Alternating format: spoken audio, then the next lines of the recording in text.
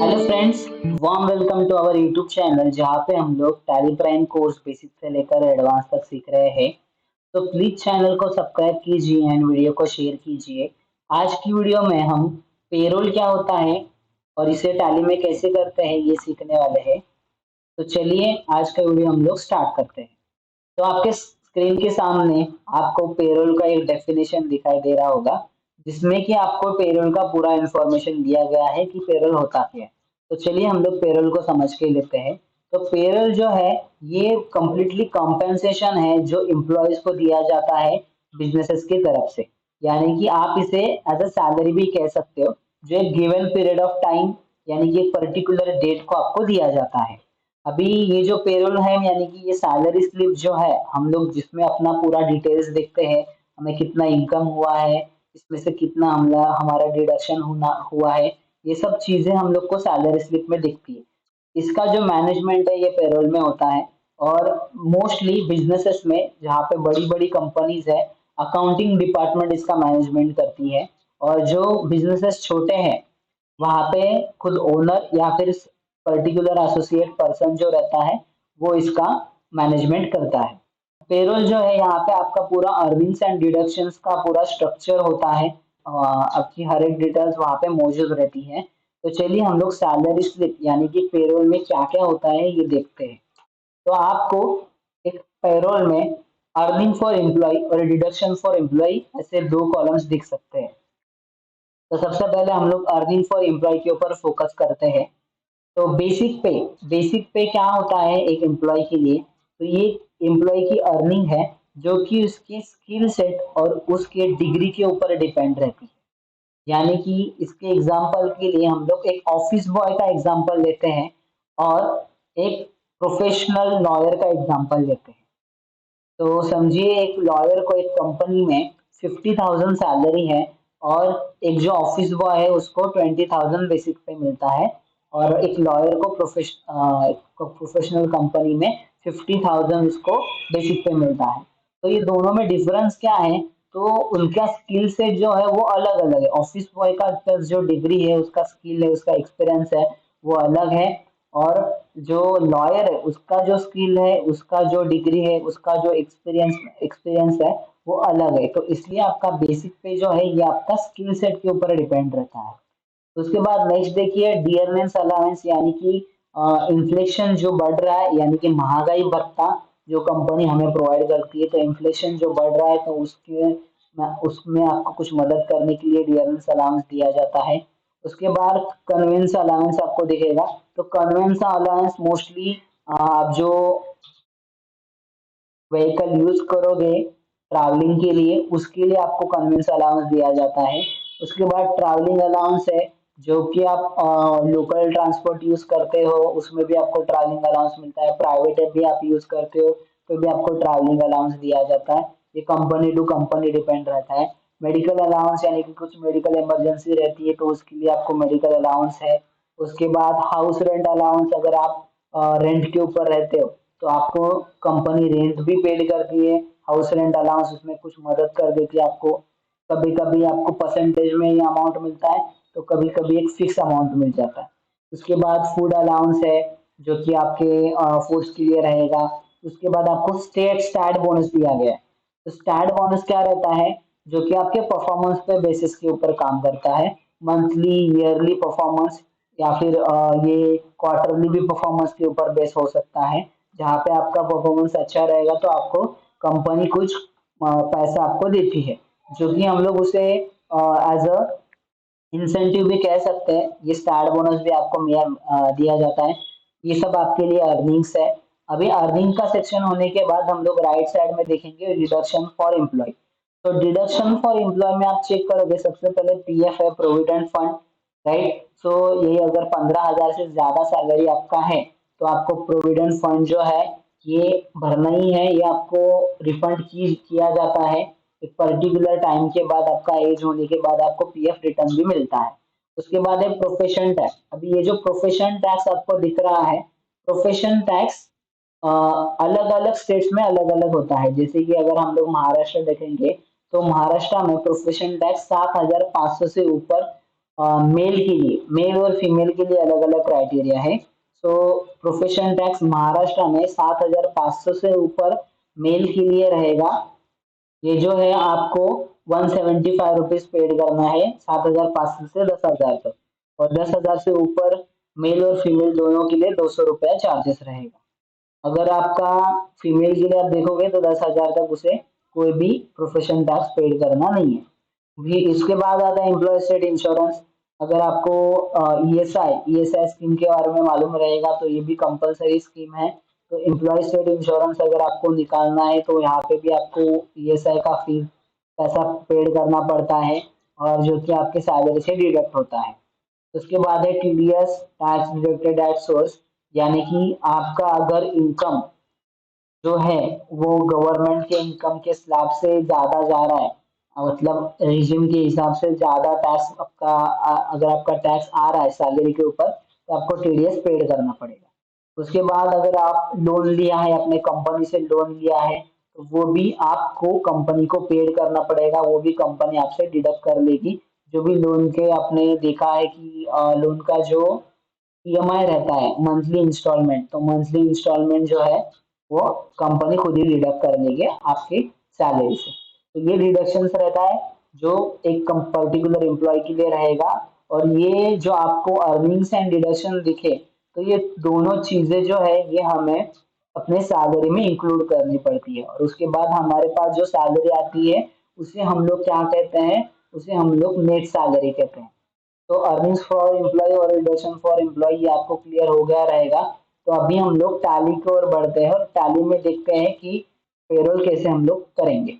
तो सबसे पहले मैं टैली प्राइम ओपन कर देता हूँ। टैली प्राइम ओपन होने के बाद हमें जेके ट्रेडिंग कंपनी, ये कंपनी क्रिएट करना पड़ेगा।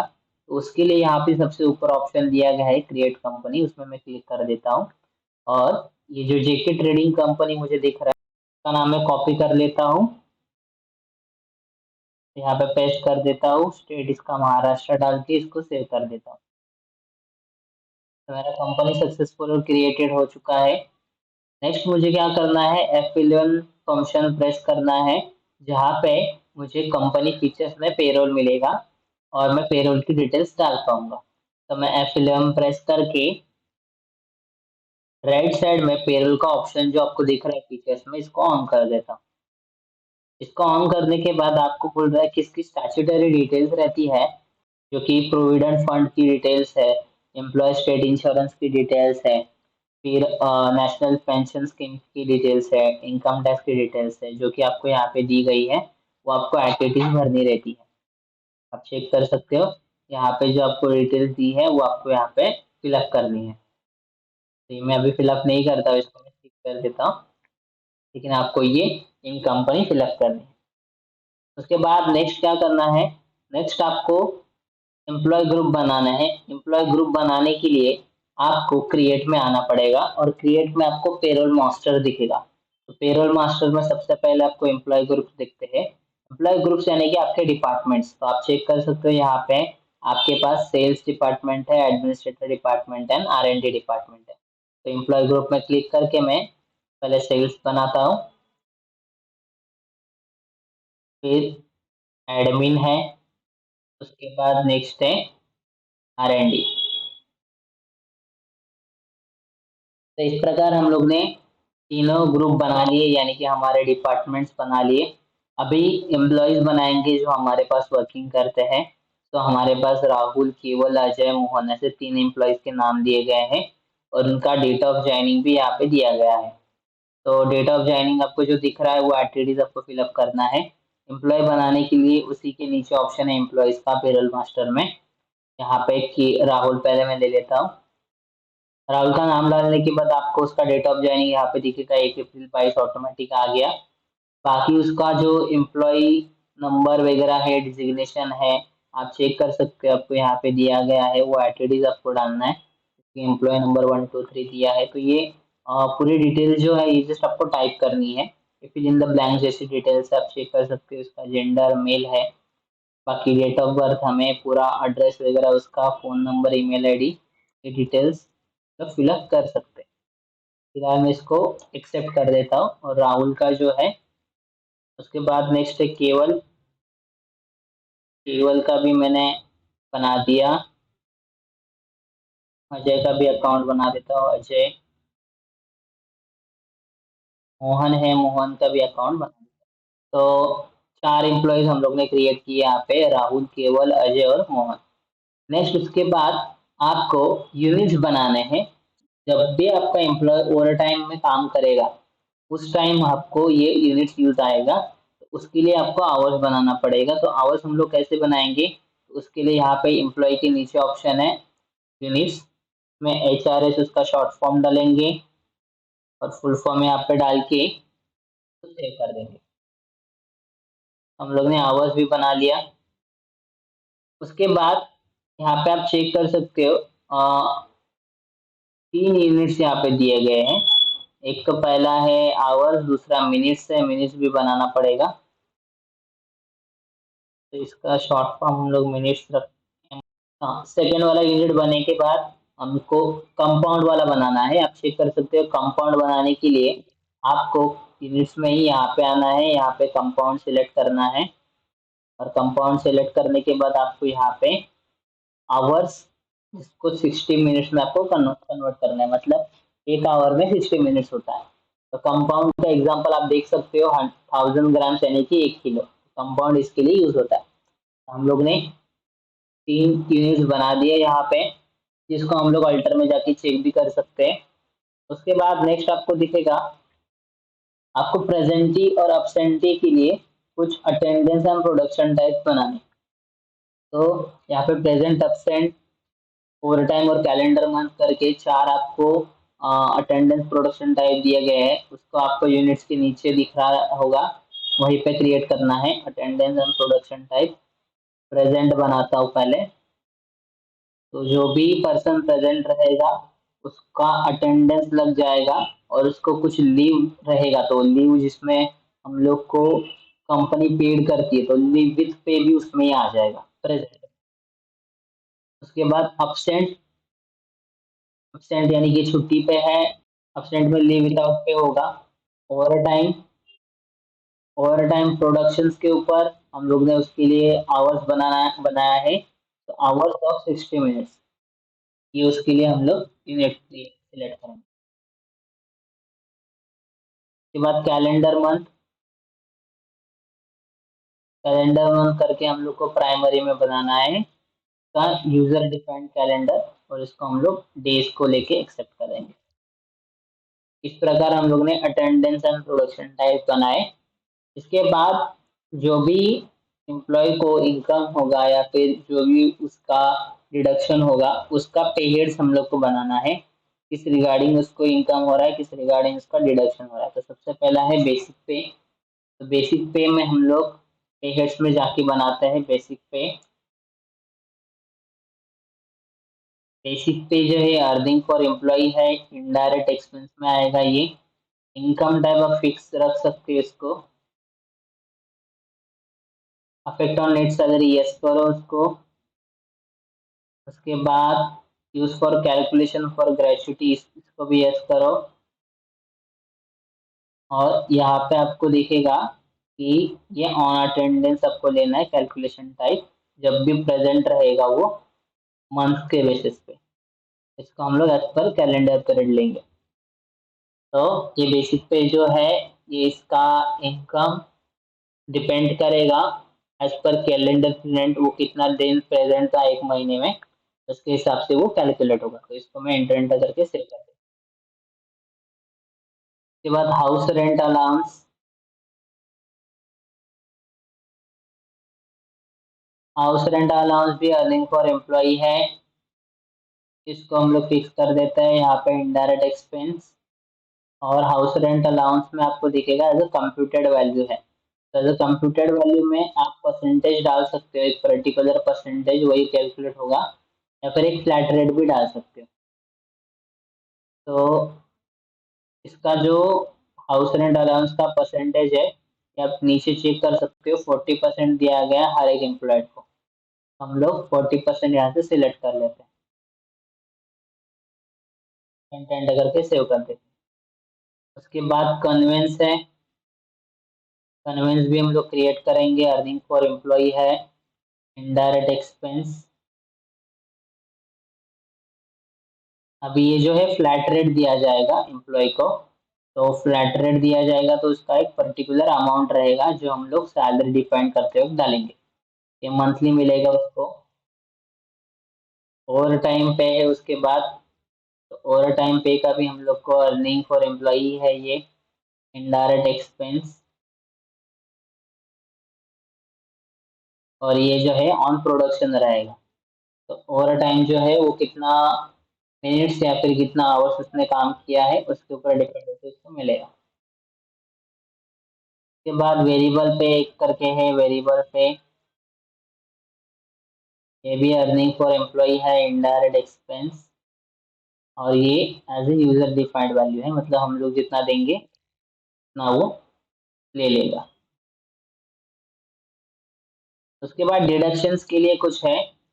डिडक्शंस में आप चेक कर सकते हो, यहाँ पे पीएफ है, ईएसआई है, पीटी है और इनकम टैक्स है। तो सबसे पहले हम लोग पीएफ बनाते हैं। तो इसका 12% कॉन्ट्रीब्यूशन होता है हर एम्प्लॉय के लिए। ये स्टैट्यूटरी डिडक्शंस रहेगा, एम्प्लॉय स्टैट्यूटरी डिडक्शन। ये पीएफ अकाउंट में जाएगा, आप यहाँ पे चेक कर सकते हैं एम्प्लॉय स्टैट्यूटरी में टाइप आता है तो वहाँ पे आपको पीएफ अकाउंट लेना है और ये करंट लायबिलिटीज में लेंगे हम लोग। उसके बाद अफेक्ट ऑन नेट सैलरी है, यही रहेगा। और उसके यहाँ पे आपको परसेंटेज में 12% डालना है। ये डालने के बाद आपको एंटर एंटर करके इसको सेव करना है। उसके बाद ईएसआई, ईएसआई भी आपको यहाँ पे लेना पड़ेगा, स्टेट इंश्योरेंस। ये भी स्टैट्यूटरी डिडक्शन में आएगा। इंटर स्टेट इंश्योरेंस उसका टाइप आपको सेलेक्ट करना पड़ेगा। ये भी लाइबिलिटीज है, ये भी परसेंटेज में रहेगा, परसेंटेज इसका 1.75%। अब देखोगे यहाँ पे एक स्पेसिफिक फॉर्मूला यूज करना है इसके लिए, ये ओनली परसेंटेज नहीं डालना है आपको, ये बेसिक पे एचआरए कन्वेंस और ओवर टाइम पे ही अप्लाई करना है। तो आपको क्या करना पड़ेगा, यहाँ पे ऊपर ऑन करंट टोटल अर्निंग्स में यहाँ पे स्पेसिफिक फॉर्मूला लेना। यहाँ पे स्पेसिफिक फॉर्मूला लेने के बाद हम लोग बेसिक पे लेंगे, एड पे हेड में हाउस रेंट अलाउंस लेंगे, कन्वेंस लेंगे और ओवर टाइम लेंगे। ये चारों लेके हम लोग स्पेसिफिक फॉर्मूला बनाएंगे। तो हर एक कंपनी के लिए अलग अलग हो सकता है, और ये सब एजुकेशन पर्पज के लिए कर रहे हैं हम लोग, तो ये स्पेसिफिक फॉर्मूला जो है ये चेंज भी हो सकता है। ठीक है, तो आपको यहाँ पे दिखेगा ये स्पेसिफिक फॉर्मूला में मैंने इंटर कर दिया, बेसिक पे हाउस रेंट अलाउंस, कन्वेंस और ओवर टाइम पे, तो इसी के ऊपर 1.75% वो डिडक्ट करेगा। तो एंटर एंटर करके मैं सेव कर देता हूँ। फिर पीटी है, professional tax, professional tax, current liabilities. तो ये आपका अर्निंग्स के हिसाब से, तो हम लोग ने देखा इसका स्लैब कैसा रहता है। तो महाराष्ट्र में अप टू 10,000 रुपीज 175 रहता है, और मोर देन 10,000 रुपीज 200 रुपीज होता है। एक्सेप्ट फरवरी मंथ में आपको इसका 300 रुपये देना पड़ता है पीटी। ठीक है, तो इस प्रकार हम लोग का एज पर महाराष्ट्र इतना पीटी आपका कैलकुलेट करके डिडक्ट किया जाएगा। उसके बाद नेक्स्ट वाला हम लोग पे हेड देखते हैं, वो है इनकम टैक्स। तो इनकम टैक्स जो है एज पर इनकम टैक्स के स्लैब के रेट के अनुसार आता है, कैलकुलेट होता है। अगर उसका स्लैब क्रॉस कर रहा है और 2,50,000 से ज़्यादा उसका इनकम है, तभी उसके ऊपर इनकम टैक्स ये चार्ज किया जाएगा। अब ये भी एम्प्लॉई स्टैट्यूटरी डिडक्शन है, मैं इनकम टैक्स लेता हूँ मैं। ये भी करंट लायबिलिटीज में हम लोग को लेना है, इसको मैं एंटर करके सेव कर। तो ये मेरे सब पेहेड्स क्रिएट हो चुके हैं। पेहेड्स क्रिएट करने के बाद आपको नेक्स्ट क्या करना है, ये पेहेड सभी के लिए अप्लाई नहीं होंगे, जिनके लिए अप्लाई होंगे उनके लिए हम लोग ये यूज करेंगे। तो किसी के लिए हाउस रेंट अलाउंस हो सकता है, किसी के लिए नहीं हो सकता, कोई ओवर टाइम में वर्किंग कर रहा है, कोई नहीं करता। तो ये जो पे हेड्स है वो पर्टिकुलर एम्प्लॉय के अनुसार हम लोग को सभी को देने हैं। तो अभी सबसे पहले पे हेड्स कैसे हम लोग डिफाइन करेंगे या फिर सैलरी कैसे डिफाइन करेंगे। तो अल्टर में आके यहाँ पे आपको डिफाइंड सैलरी करके ऑप्शन मिलेगा, इसमें कि आपको चारों एम्प्लॉय के नाम मिल जाएंगे। तो सबसे पहला राहुल है, उसको क्लिक करता हूँ। राहुल का जो सैलरी है वो अफेक्टेड फ्रॉम 1/4/22 कर देता हूँ। तो हम लोग 1 अप्रैल टू 30 अप्रैल का सैलरी उसका कैलकुलेट करेंगे, एक महीने का पूरा सैलरी उसका कैलकुलेट करेंगे। तो उसका बेसिक पे है 20,000 रुपीज का, HRA है 40% ऑटोमेटिक आ जाएगा। कन्वेंस है, नहीं है उसको कन्वेंस कुछ भी नहीं है। ओवर टाइम पे भी नहीं है। वेरिएबल पे के बाद उसका डिडक्शंस है, पीएफ का डिडक्शन है, ईएसआई का डिडक्शन है, पीटी का डिडक्शन है। ठीक है, इस प्रकार आपको उसके सैलरी में ये सब डिफाइन करना है, ये पे हेड उसके सैलरी में आपको एंटर करना है। और जहाँ पे कंप्यूटेड वैल्यू लिखा है वो ऑटोमेटिक कैलकुलेट हो जाएंगे। जहाँ पे फ्लैट रेट है वहाँ पे आपको रेट डालना पड़ता है। ओके, और जो ऑन अटेंडेंस है वो अटेंडेंस के हिसाब से उसका बेसिक पे कैलकुलेट हो जाएगा। ओके, इतना करने के बाद आपको एंटर एंटर करके इसको सेव करना है। भैया राहुल का सैलरी हम लोग ने डिफाइन किया। उसके बाद मोहन है, तो मोहन को भी हम लोग उसको सिलेक्ट करके यहाँ पे 1 अप्रैल 22 डेट डाल देते हैं। उसका बेसिक पे है 45,000। House rent allowance 40% automatic calculate हो जाएगा। कन्वेंस इसको मिल रहा है 2,500 रुपये। जो फ्लैट रेट है वो हम लोग यहाँ पर डाल सकते हैं। ओवर टाइम में कुछ नहीं मिल रहा है, कभी भी आप सिलेक्ट कर सकते हैं, फिर नहीं सिलेक्ट करोगे तो भी चलेगा। यहाँ पे आप देख सकते हो ओवर टाइम में उसने कुछ नहीं किया, अभी आप सिलेक्ट करके रख सकते हैं, नेक्स्ट मंथ भी ओवर टाइम कर सकता है। वेरिएबल पे एज यूजर डिफाइंड, हम लोग को जितना देना है उतना हम लोग दे सकते हैं वेरिएबल पे। पीएफ, ईएसआई और पीडी, तो ये सब बाकी कंप्यूटेड वैल्यू है, मतलब ऑटोमेटिक कैलकुलेट हो जाएगा। और जो वैल्यू डालना था हम लोग ने वैल्यू डाल दी। मोहन का भी हम लोग ने सैलरी स्ट्रक्चर क्रिएट कर दिया। उसके बाद अजय, अजय का क्रिएट कर देते हैं। 10,000 रुपीज उसका बेसिक पे है। HRA, कन्वेंस, कन्वेंस है इसका 2,000 रुपीज ओनली।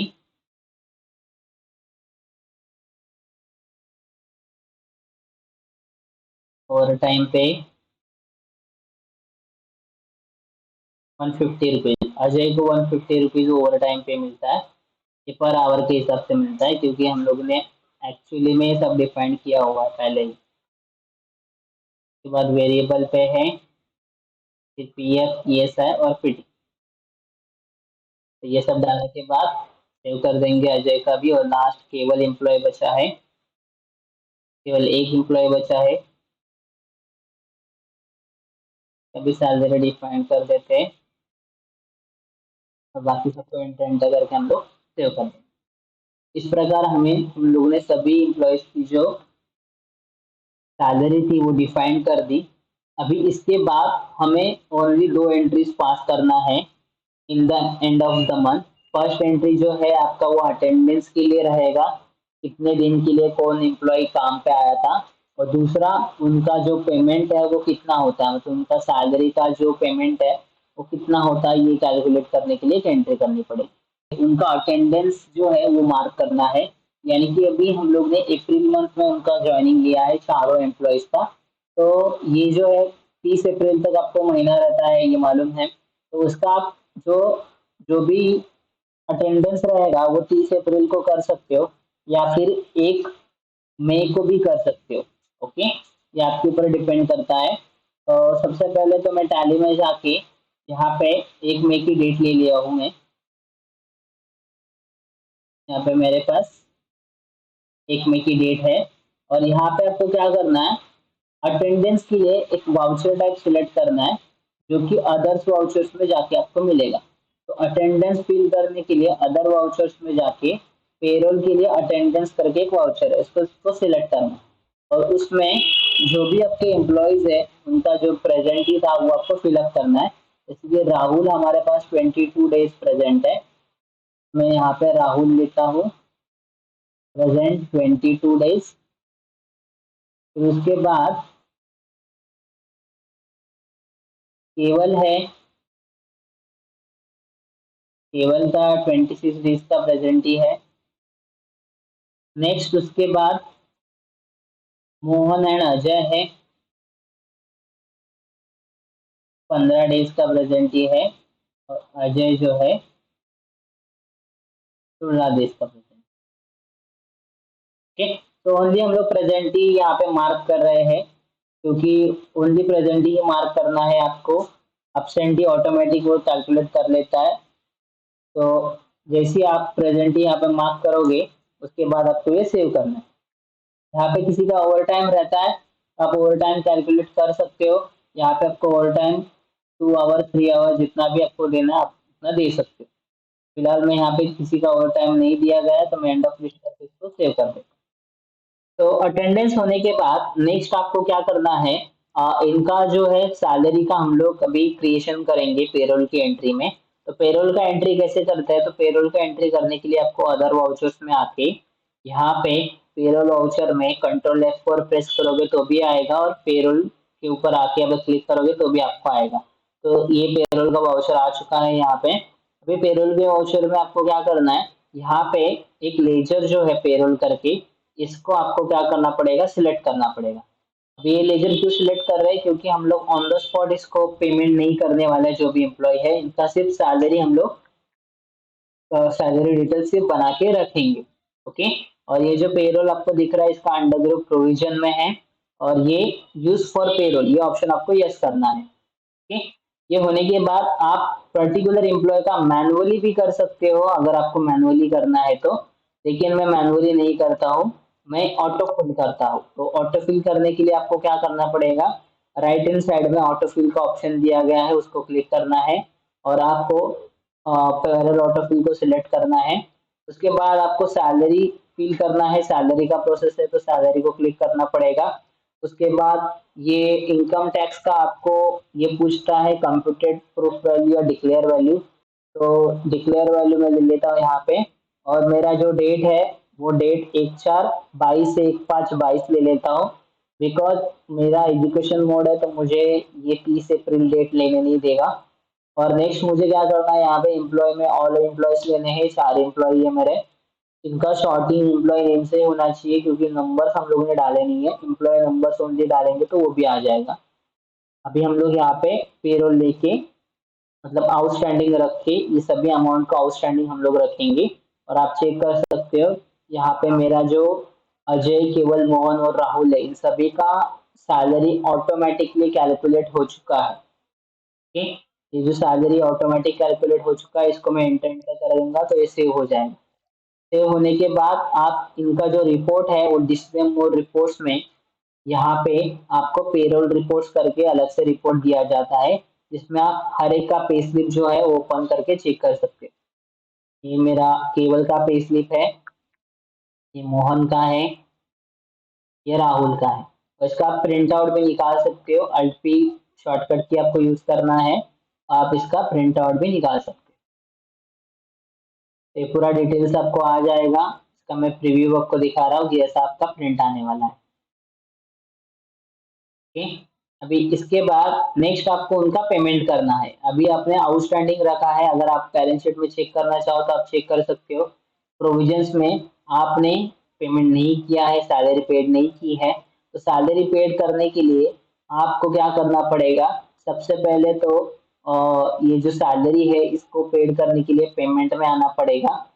और पेमेंट में आने के बाद इसको आपको ऑटो फिल करना पड़ेगा, तो आप ऑटो फिल करके भी यहाँ पे पेमेंट पेड कर सकते हो। तो पेरोल ऑटो फिल करके आपको सिलेक्ट करना है, सैलरी पेमेंट सिलेक्ट करना है यहाँ पे, जो कि आपका पीरियड है उसको सिलेक्ट करके एंटर एंटर करके अभी यहाँ पे वाउचर डेट है वाउचर डेट यानी कि कौन से डेट को आप सैलरी पेमेंट कर रहे हो, तो 1 मई को ही कर रहे हैं, उसी दिन हम लोग सैलरी पेमेंट कर देंगे।